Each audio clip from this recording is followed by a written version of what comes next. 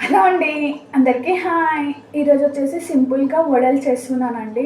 So వడలు night మొత్తం నానబెట్టేసాను. Morning లేచాక ఇంకా మిక్సీకి పట్టేసి వడలు చేస్తున్నాను. నేను ఫస్ట్ టైమే చేశాను కానీ చాలా బాగా వచ్చాయి, క్రిస్పీగా చాలా బాగున్నాయి టేస్ట్. సో చేసేద్దామా వడలు? ఓకే.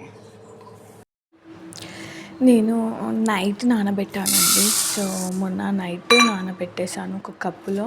ఒక కప్పు నిండా పప్పు వేసి కడిగి మళ్ళీ ఫ్రెష్గా వాటర్ పోసి నైట్ మొత్తం నానబెట్టేసాను. సో ఇంకా మూత మూసేసి పెట్టేశాను. ఇంకా మార్నింగ్ లేచాక ఓపెన్ చేశాను. ఆల్మోస్ట్ పప్పు మొత్తం నానిపోయింది. ఇంకా మిక్సీ తీసుకొని మిక్సీలోనికి వేసుకొని గ్రైండ్ చేస్తున్నాను. సో నేను వాటర్ ఏమీ వేయకుండా ఇట్లా మొత్తము మిక్సీలో వేసి గ్రైండ్ చేస్తున్నాను. ఎక్కువ వాటర్ పోసుకోకండి, మళ్ళీ పల్చగా అయితే వడలు అనేవి రావు. సో మొత్తము మిక్సీలో వేసేసుకొని ఇట్లా గట్టిగా పిండిలాగా అయితే గ్రైండ్ చేసేసాను. గ్రైండ్ చేసుకొని బౌల్లో వేసేసుకున్నాను. మొత్తాన్ని నేను హాఫ్ మాత్రమే గ్రైండ్ చేశాను. సో తర్వాత హాఫ్ గ్రైండ్ చేద్దామనేసి చూసారా పిండి ఎంత మంచిగా వచ్చిందో.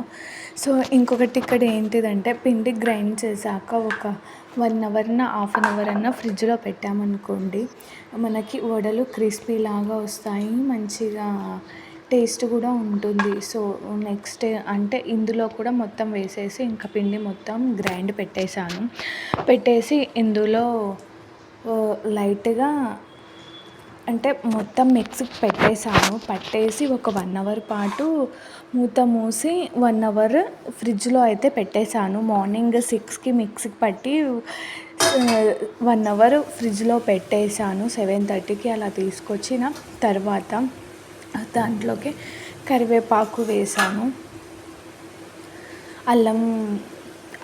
తురిమిన అల్లం వేసాను, జీలకర్ర వేసాను, సరిపడినంత సాల్ట్ వేసాను. ఇంకా వేసుకొని మొత్తాన్ని మిక్స్ చేసేసుకున్నాను.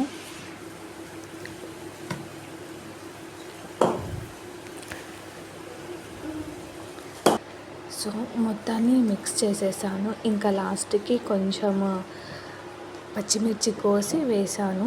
సో ఇంకా బౌల్ పెట్టుకొని బౌల్లో ఆయిల్ మొత్తం వేసేసుకొని హీట్ చేస్తున్నాను.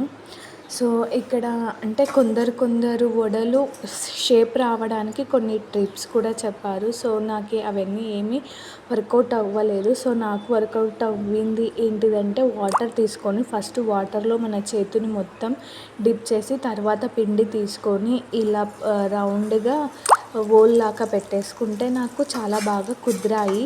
సో అంటే స్పూన్ తీసుకొని దాని మీద వేసి ఇట్లా హోల్ పెట్టుకుంటే నేను అలా కూడా ట్రై చేశాను, కానీ నాకు కుదరలేదు. సో నాకు బెస్ట్గా కుదిరింది ఏమంటే ఒక వడ వేసాక మళ్ళీ చేతిని వాటర్లో పెట్టేసుకొని మళ్ళీ పిండి తీసుకొని ఇట్లా హోల్ పెట్టేసుకొని నేను చూపిస్తున్న విధంగా ఇట్లా హోల్ పెట్టేసుకొని అందులో వేసేసుకుంటే నాకు వడలు షేప్స్ చాలా బాగా కుదిరాయి. నాకు ఈ టిప్ అంటే నేను కూడా యూట్యూబ్లోనే చూసాను టిప్ ఎలా బాగుంది అన్నట్టు. సో నాకైతే ఈ టిప్ బాగా వచ్చింది షేప్స్ పర్ఫెక్ట్గా రావడానికి.